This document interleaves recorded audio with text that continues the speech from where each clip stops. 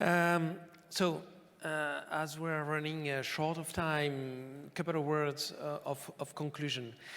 We have seen that the controller, the management controller, is involved in strategic tasks, that he's reducing the time he's spending on reporting and producing it faster to be able to be a real business partner.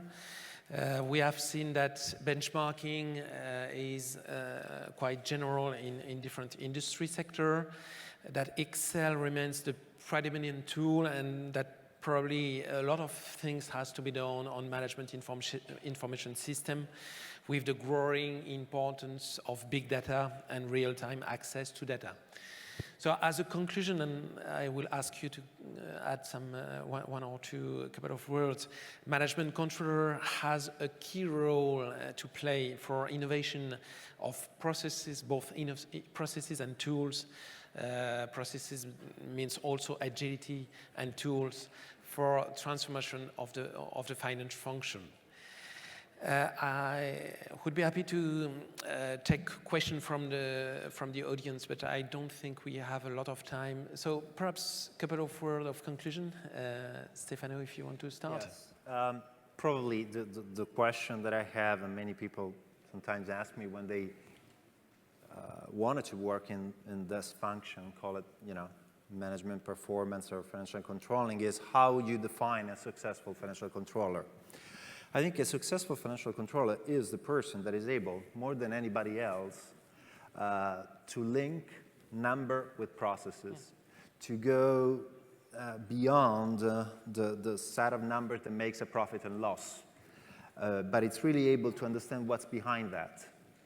The complexity of certain organization, and I take an example, my company, Luxottica, which manufacture, sells, and distribute glasses, 80+ million glasses every year, with a very complex supply chain, with a very complex operation activity, and a very complex distribution network between wholesale and retail.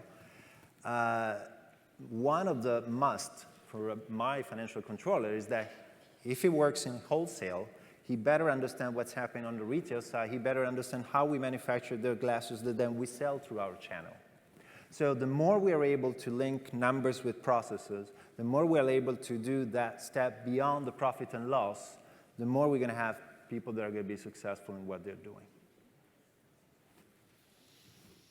So, yeah. Just to complete and echo what Stefano said, so he mentioned just before agility as well. So it's about being able to link the numbers to the business, to the processes, to be agile, because when you see, I think of the presentation we got yesterday from Etihad, how quick the business model are evolving, how quick the business strategy is changing. Finance has to be up to speed. So we have to be very agile. But I would say on top of that, and on top of the challenge to be able to automatize the transactional processes or the data production, we have to be able now, I think, to manage big data, to use big data. And it will for sure generate some new, require some new skills probably in finance, because you will need more and more people able to link this huge quantity of information, not always financial, to the performance, to the strategy, and obviously to the financial performance. And another challenge will be that even more than before, we have to be sure to make sure that the data, the financial data that is produced is excellent, because when we are talking about real-time data, we produce data to the business, and we have the salesperson or the looking at the receivable balance, in his Apple Watch, it has to be just zero default. So we have no time then, to put in place some controls. It has to be zero default from the first entry to the output. And so it even more requires excellence in the transactional and reporting processes. Jimmy, to finish. I think I've said enough earlier, but just to recap, I think the controller and the CFO effectively is in a unique position to actually add value to the company because of the amount of information available to him.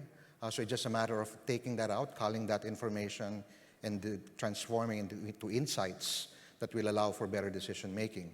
And today's world, the role has evolved, no? From being historical to forward-looking, from being reactive to being proactive, from being local to being global, and from being transactional to becoming strategic.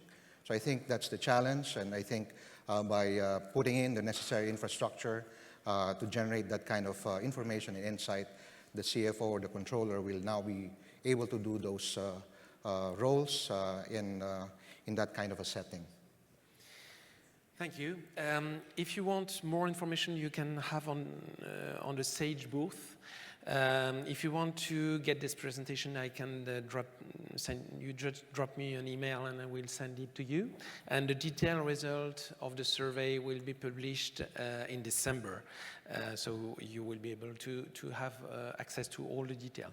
Thank you for your performance, because we did it in just 50 minutes. So it's good. And thank you for the attention of the audience.